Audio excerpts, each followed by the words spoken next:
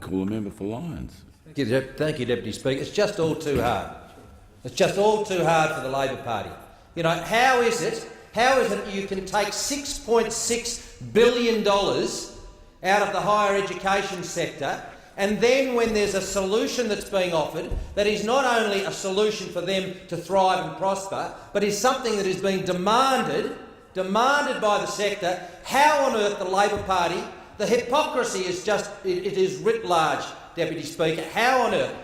It's so disappointing to see that the standard of our public debate in respect of good public policy. I heard the member for Newcastle talking about equality of opportunity, Deputy Speaker. Well, this more than anything, these reforms more than anything, will deliver the sort of opportunities for those kids that come from low socio-economic backgrounds, the most opportunity that they've ever had, unless we want to go back to the 1970s. Unless we want to go back to the 1970s, when Gough Whitlam, in his wisdom, brought free education to the people. So the trouble was, though, Deputy Speaker, the difficulty with Gough Whitlam's reforms was that those students from privileged backgrounds that were finding themselves a way to go to university. Remember, there were a lot less people going to university in those days. The people that were going to university were still the same people that had always been going there.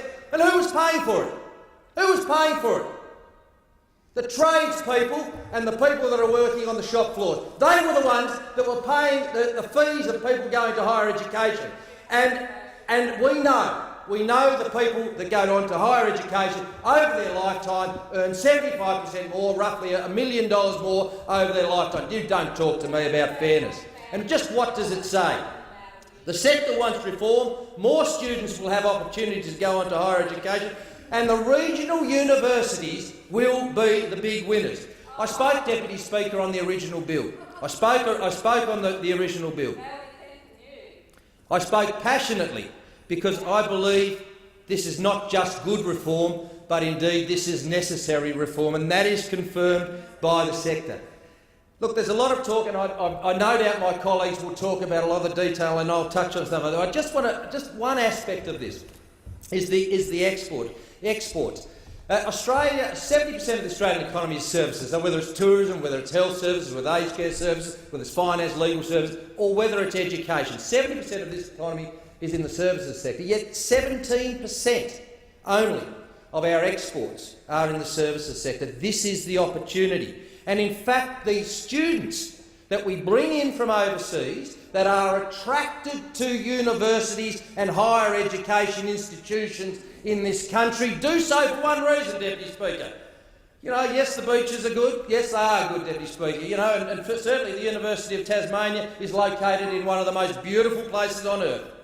But they also come here, Deputy Speaker, and you know the reason.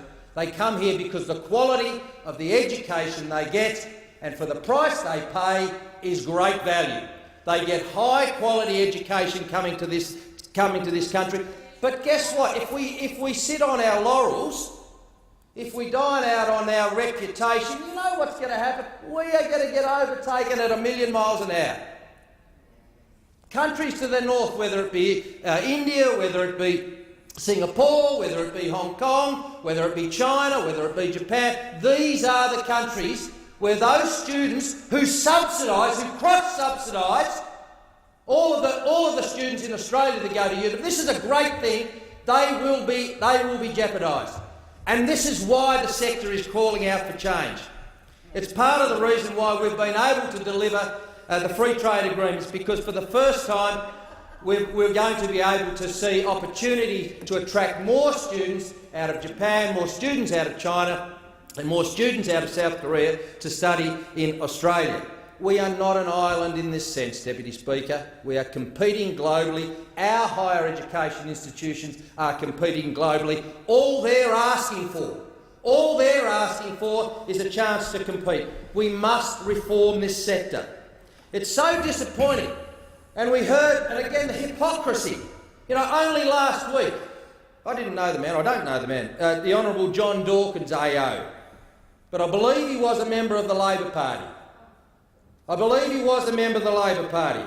I was looking through there's another, is I think it might be the Chancellor, Chancellor of the Australian National University, Mr Gareth Evans. I think he was also a member of the Labor Party, Deputy Speaker. You know, they are supporting the plan. And I'm not sure who it was. I can't remember the seat. It was after former Prime Minister Howard, the lady, what was her name? Maxine McHugh, that's right. She was also a member of the Labor Party. She's come out in support.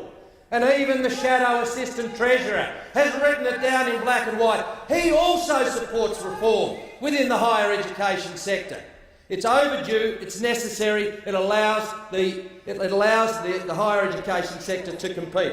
I was reading Andrew Johnson in the Australian. Member for Lyon, I'm not going to protect the member for Lyon from the abuse from the left-hand side of the chamber, because the member for Lyon has a sort of a reputation for giving it himself. So it is a free-for-all, and I expect that there will be a robust exchange in the Parliament. The member for Lyon. Can I have another 20 seconds, Deputy Speaker, if that's possible?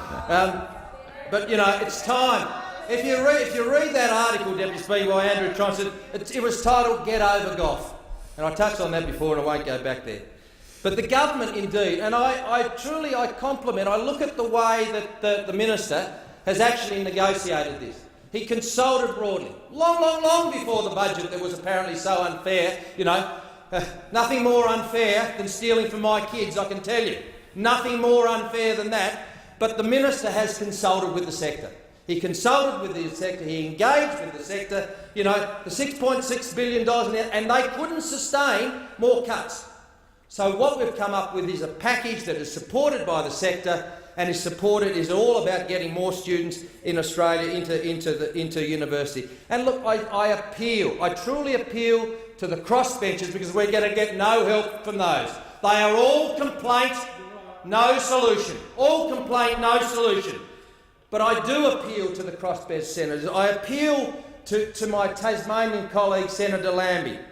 And I noted comments even this morning. You know, and I just asked, you know, he wasn't on our side of politics, Deputy Speaker, but you would have known him, I suspect. You know, what would Senator Brian Harradine have done in this situation? Good man. What would have Senator Brian Harradine done in this situation? And I just asked Senator Lambie to contemplate.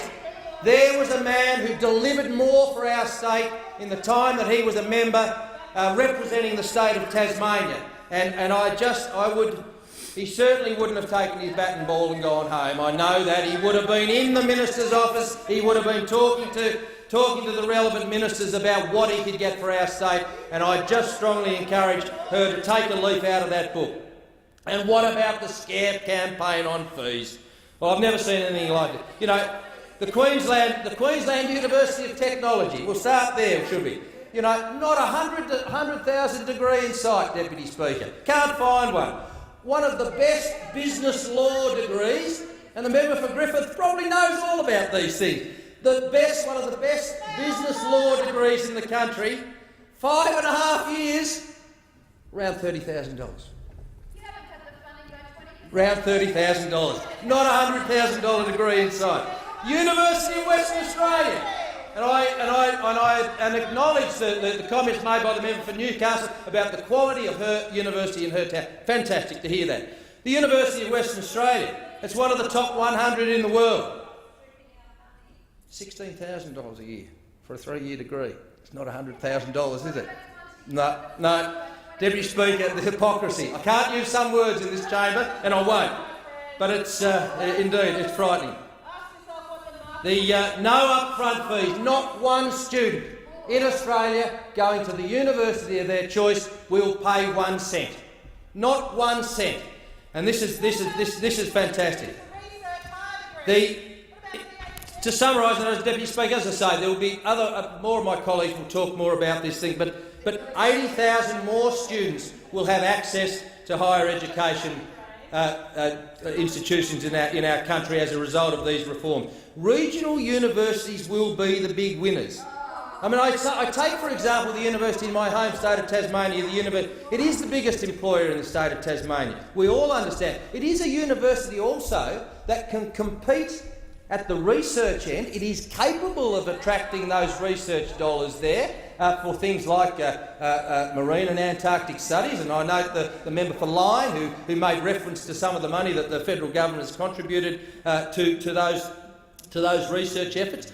But fundamentally, certainly in northern Tasmania, certainly in the campus in Launceston, certainly in the campus in Burnie, the high proportion of the students that first engage with this wonderful institution are going through pathway courses, sub-bachelor degrees and the like. And it is those courses now that will, with these reforms, be able to access the HEX loan scheme, which is a truly generous scheme. And I'll give an example of the capacity of the University of Tasmania to be able to keep. And I have mentioned this before, but the third largest course they have at the University of Tasmania is their degree in dementia care. And it's been born out of their MOOC, that is an online free course there. They have identified a gap in the market, and I can tell you, Deputy Speaker, you know, with the free trade agreement we've just signed with China, there will be huge opportunity for our capacity now that we're able to own and operate profit-making aged care facilities, childcare facilities and hospitals in China. As a result of the free trade agreement, there are going to be huge opportunities for increased training of those sort of people that will staff those facilities in China. This is why this is so important. Multiple campuses, but, you know, here you've got, I don't know, I sort of believe in competition, but, you know, you've got the University of Tasmania, fine institution. Yes, it has some challenges, we understand that, and that's the conversation that I've been having with the Minister, and I would encourage Senator Lambie to have with the Minister in terms of Burnie and the Launceston campuses and how they could be assisted. But look, you know, tell me if I'm wrong, but you've got a monopoly, institution, you've got a captive market, you've got a high-quality provider. Heavens above, if they can't compete in this environment, I'll give it away, and I believe they absolutely can. Regional universities can be the big winners, because what you will see, Deputy Speaker, you will see reverse migration. You will see students, and if the University of Melbourne prices themselves out of it, if they do, even if they did have $100,000 degrees, students will be able to judge whether that is good value for money or whether they are better off coming off and doing the course at the University of Tasmania or even the University of Newcastle. This is what we will see. You will see these things happening. And that's really exciting, I think, for regional universities in Australia. More scholarships for students from low SES background. And I note also the University Member of for Sydney. Griffith. Oh, they've been outrageous, Deputy Speaker, but we're up for it. The University of Sydney.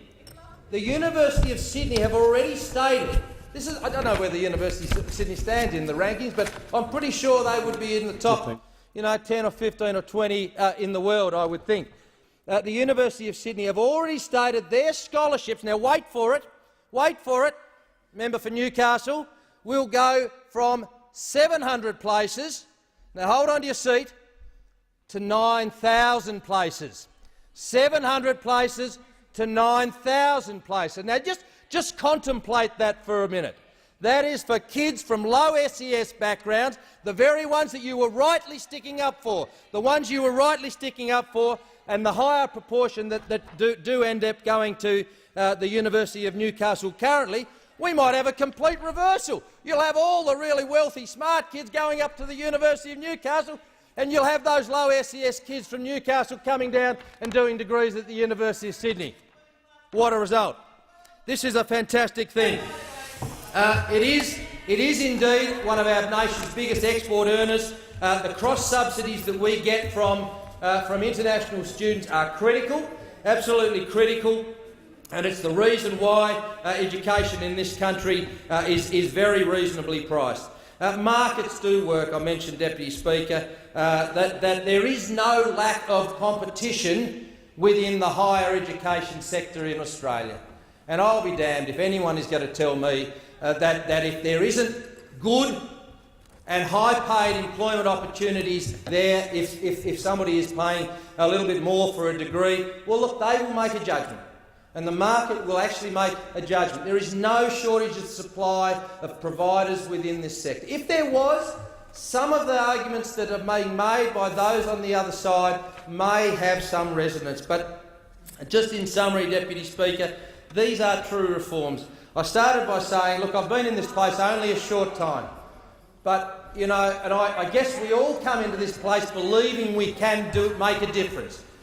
This is true reform.